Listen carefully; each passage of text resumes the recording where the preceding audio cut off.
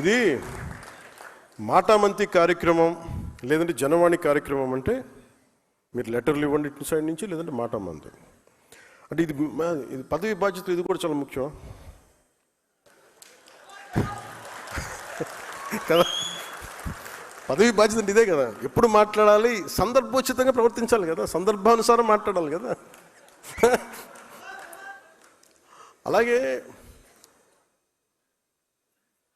కొన్నిసార్లు నాకు ఏం చెప్తున్నారంటే కల్చర్ గురించి మాట్లాడు. ఉదాహరణకి మొన్న టీటీడీ నుంచి నిధులు మన కొండగట్టు కరీంనగర్ కొండగట్టు ఆంజనేయ స్వామికి వాళ్ళు ఇవ్వడం జరిగింది. దేవుడు తెలంగాణ దేవుడు, ఆంధ్ర దేవుడు అలా ఉంటారా? తెలంగాణ వెంకటేశ్వర స్వామి, ఆంధ్ర వెంకటేశ్వర స్వామి,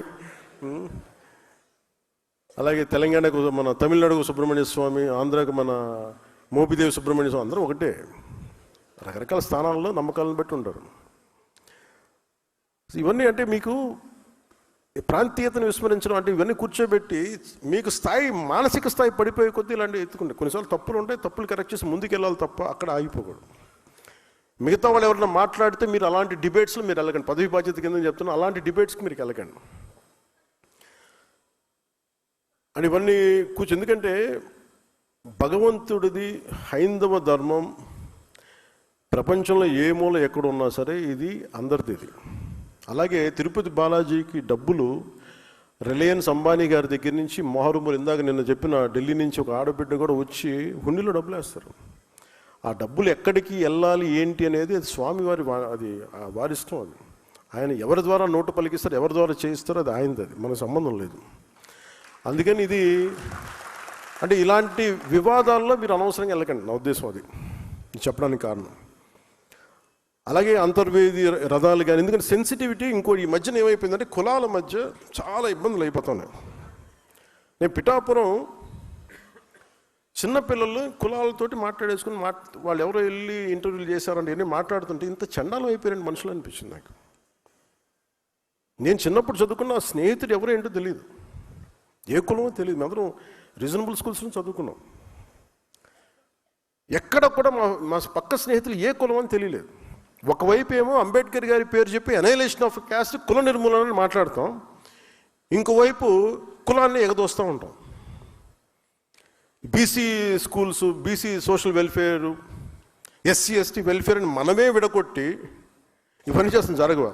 అసలు పిల్లలకి కులం లేకుండా చేయవచ్చు కదా ముందు. అసలు ఒకటే స్కూల్ ఎందుకు పెట్టకూడదని ఆలోచన కలుగుతూ ఉంటుంది. ఎవరికి ఆలోచన అసలు నేను పెడదామా లేదా అంటే ఒకసారి మాట్లాడాల్సి వస్తుంది. ఎందుకు పబ్లిక్ డిస్కోర్స్లో మాట్లాడుతున్నా అంటే before I speak in cabinet I want this to be in public discourse.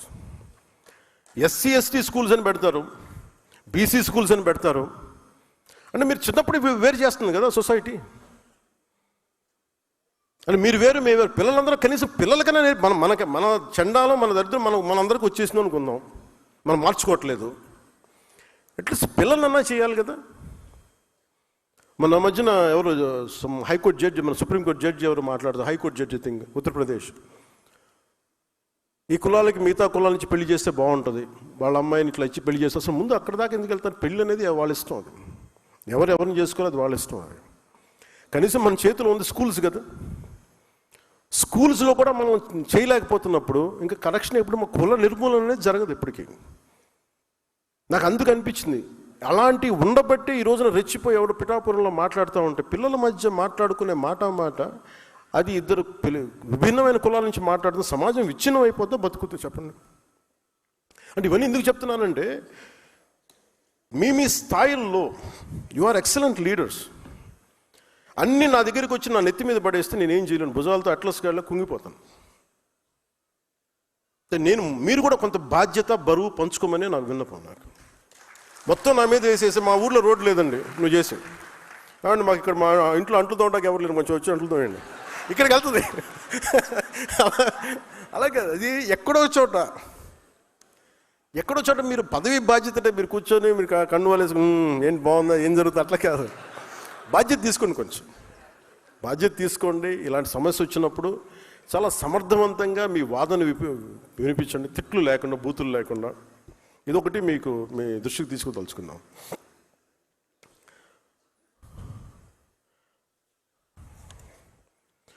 ఇది మనకి rarest of the rare opportunity. 3.5 years ఇంకా సమయం ఉంది.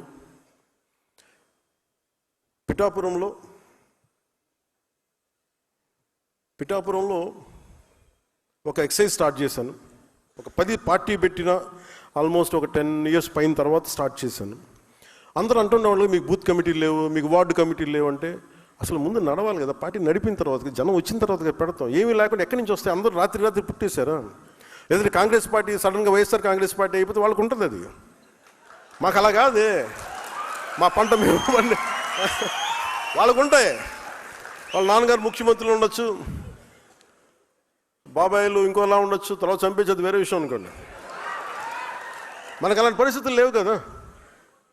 అన్నీ మనమే వండుకోవాలి, మనమే గంజి వార్చాలి, మనం అన్నీ చేసుకోవాలి, మనం దాంట్లో పోపు మనం వేయాలి. టైం పడద్దు దానికి. అందుకని ఈ మూమెంట్ మన పిఠాపురంలో ప్రారంభించాం. ముఖ్యంగా పార్టీ పదవుల్లో నేను చాలా స్పష్టంగా ఏం చేశానంటే, organization is different. Janasena organization బిల్డింగ్కి జనరల్ సెక్రటరీగా రామతల్లూరి గారిని పెట్టాం. ప్రత్యేకించి వారిని ఎందుకు పెట్టామంటే హిజ్ ఆర్గనైజేషనల్ బిల్డింగ్ స్కిల్స్ ఉన్నాయి ఆయనకి. ఆయన పంపించి పిఠాపురం పంపించి ఆ మోడల్ మిగతా మీ నియోజకవర్గాలు మీరు కూడా చేయాల్సి అందుకని చెప్తున్నాను. దాదాపు 53 గ్రామాల్లో 51 గ్రామాలకి అన్ని వార్డుల కమిటీలు నియమించేసాం, అన్ని ఇంక్లూడింగ్ బూత్ కమిటీల్లో సహా. ఎట్లా చేసాం? అది నాకు నచ్చిన వాళ్ళను లేదంటే మన నాయకులు నచ్చిన వాళ్ళో పెట్టలా. 10 మంది జన సైనికుల్ని స్థానికంగా ఉండే వీరమహిళలందరూ కూర్చోబెట్టి మీకు ఎవరికి కావాలి మీ నాయకుడు ఎన్నుకోండి అంటే చాలా వరకు అసలు ఏకపక్షంగా మాకు ఈ వ్యక్తి ఉంటే సరిపోతుందని వచ్చిన గ్రామాల్లో ఉన్నాయి. లేదు కొంచెం ఓటింగ్ అంటే ఓటింగ్ పెట్టుకున్న గ్రామాలు చాలా ప్రజాస్వామ్య పద్ధతి, చాలా డెమోక్రటిక్ మీన్స్లో చేసాం. ఇది ప్రతి నియోజకవర్గానికి ఇది ఒక మోడల్ అవ్వాలి. ఇవన్నీ ఎందుకు చేస్తున్నాం అంటే, మీరు రేపొద్దున స్థానిక సంస్థల్లో మీరు బలంగా నిలబడాలి అంటే మీరు ఇప్పటి నుంచి చేసుకోకపోతే స్థానిక సంస్థల్లో మనం పోటీ చేసే సీట్లు మీరు బలంగా నిలబడలేరు. మీరు సెకండ్ ఇన్ ఫీల్డ్లో అయిపోతారు, జాగ్రత్త. అది అందుకని చెప్తున్నాను, మీరు కంపల్సరీగా చేయాలి. అలాగే ఈ పోటీ చేయాలనుకునే వారికి స్థానిక సంస్థల స్వరూపం, వాటి ద్వారా చేయగలిగే సేవ, అభివృద్ధి గురించి తెలుసుకోవాలి. అలాగే పంచాయతీ వ్యవస్థని బలోపేతం చేస్తున్నాం, సర్పంచుల గౌరవాన్ని పెంచుతున్నాం. నేను రాగానే చేసింది వీళ్ళు వైసీపీ సర్పంచ్లు 70%, వైసీపీ సర్పంచ్లు 80%. మరి ఫస్ట్ 10,000 మొత్తం డబ్బులు విడుదల చేసాం. 15th ఫైనాన్స్ కమిషన్ నిధులు కూడా వెళ్ళినాయి అంటే వాళ్ళు మన వాళ్ళని కాదు, వ్యవస్థను బతికించడానికి వాళ్ళు వైసీపీ సర్పంచ్లలో వాళ్ళ ఖాతాలో డబ్బులు పడ్డాయి. ఇంకా వ్యవస్థను బతికించేవాడు మనని చూడకూడదు, అది నిష్పక్షపాతంగా ఉండాలి. సో అందుకని దీన్ని దృష్టిలో పెట్టుకుని మీరు కూడా చాలా బలంగా ఈ అవగాహన పెంచుకోవాల్సిందిగా కోరుకున్నాం. అలాగే మెంబర్షిప్ డ్రైవ్ చేస్తున్నాం. నేను చాలాసార్లు అయిపోతుంది మెంబర్షిప్ డ్రైవ్, మనకి జనసేన పార్టీ మెంబర్షిప్ డ్రైవ్ అంటే ప్రతి ఒక్కరు కూడా మీలో కూడా నాకు తెలిసి 95% మెంబర్షిప్ ఉండుంటారు, ఒక 5% మిస్ అయ్యారు నాకు ఎందుకు అనిపిస్తుంది. ఒకవేళ తప్పైతే కరెక్ట్ చేయండి. అంటే కొన్నిసార్లు మెంబర్షిప్ ల్యాబ్స్ ఉందేమో చూసుకోండి. మెంబర్షిప్ లేకుండా జనసేన పార్టీకి పదవి పొందడం తప్పదు. సో దయచేసి ఎవరైనా ఉంటే, ఒకళ్ళిద్దరు ఉంటే దయచేసి దాన్ని కరెక్ట్ చేసుకున్నాను. ఎందుకు నేను ఈ విషయం చెప్తున్నానంటే, ఈ పిఠాపురం ఎన్నికలు మనకి వార్డు కమిటీలకి ఎన్నికలు జరుగుతున్నప్పుడు చాలామంది వచ్చి మేము కూడా జనసేన అంటే కండువా వేసుకుంటే జనసేన మెంబర్ అవి తీరాలి. మీరు కండువా వేసుకున్నంత మాత్రం జనసేన మెంబర్ అవ్వాలి. క్రియాశీలకంగా పనిచేయాలి. అది కూడా ఏంటంటే కొన్ని సంవత్సరాలు పనిచేసిన తర్వాత నీకు ఏదో పోటీ చేస్తే అది పెట్టాను, దానికి ఒక రూల్ పెట్టాను దానికి. లేకపోతే ఏమైపోతుందంటే, అంటే నా భయం ఏంటంటే జనసేన బలమే జన సైనికులు, వీర మహిళలు. ఈరోజు ఇంతమంది ఆడబిడ్డలు కూర్చొని పోరాటం చేశారంటే వాళ్ళకి ఏ పదం ఉందని, వాళ్ళకి దెబ్బలు తిన్నారు. ఇందాక చెప్పిన బ్రాహ్మణ కార్పొరేషన్ చైర్మన్ కానీ పోటీ కూర్చోబెట్టినారు, మన పెద్దపూడి విజయ్ కుమార్ కానీ. వీళ్ళెవరికి పదవులు లేవు కానీ బలంగా నిలబడ్డారు. అందుకని మీరు కూడా దాన్ని దృష్టిలో పెట్టుకొని మీరు మెంబర్షిప్ అనేది చాలా కీలకం జనసేనకి. అందుకని ఆ మెంబర్షిప్ డ్రైవ్ని కూడా ముందస్తుగా పిఠాపురంలో ప్రారంభిస్తున్నాను. దాని తర్వాత మార్చి లోపు ఫిబ్రవరి అంతా మిగతా మెంబర్షిప్ స్టేట్ అంతా అయిపోవాలి. దాన్ని కూడా మీరు సహకరించమని మనస్ఫూర్తిగా కోరుకుంటా ఉన్నాను. అలాగే ఈ మార్చి 14 అసలు వద్దనుకున్నాను, మార్చి 14 ఫౌండేషన్ డే. కానీ థీమ్ ఏం పెట్టాలి అనుకున్నప్పుడు జెన్జీ యువతకి, కొత్త తరం యువతకి ఆడబిడ్డలకి ఉద్దేశించే ఈ జనసేన మార్చి 14 ఆవిర్భావ దినోత్సవం ఉంటుంది. దానికి కూడా మీ సహాయ సహకారాలు కావాలి. దానికి మనస్ఫూర్తిగా మీ అందరూ ఈ భాగస్వామ్యంలో మీరు భాగస్వామ్యం తీసుకోవాలి. ఈ మన అలయన్స్ గురించి మట్టుకు మీకు ఇబ్బందులు ఉంటాయి, మీకు కొన్ని గొడవలు తప్పవు. అది మీరు మెంటల్గా ప్రిపేర్ అవ్వండి. సీట్లు వాటాల్లో కావచ్చు, ఇంకోటి కావచ్చు, మీకు గొడవలు అనేది తప్పదు, మీకు ఇబ్బందులు తప్పవు. కానీ మీ లీడర్షిప్లో మీరు ఎలా ఓవర్కమ్ చేసి మీరు ఎదుగుతారనేది మీ లీడర్షిప్. మీ leadership is not about heated arguments. Leadership is all about how well you communicate your point of view. అంటే మీ స్టాండ్ మీరు ఎంత బలంగా చెప్పగలరు, ఎంత హేతువుతో చెప్పగలరు. పంచాయతీ అంటే మీరు సర్దాలి అంటే లీడర్షిప్ అనేది గొడవ పెట్టుకొని కండలు పెంచుకునేవాడు లీడర్ అవ్వలేడు, ఒప్పించేవాడే నాయకుడు అవుతాడు. ఇంతమంది చాలా ప్రతికూల పరిస్థితుల్లో కూడా అందరినీ ఏకతాటిపైన తీసుకొచ్చేవాడే నాయకుడు అవుతాడు తప్ప గొడవలు పెట్టి వేరు చేసేవాడు నాయకుడు అవ్వలేవాడు. ఏదో ఒకరోజు జనం వదిలేస్తారు, గుర్తుపెట్టుకోండి.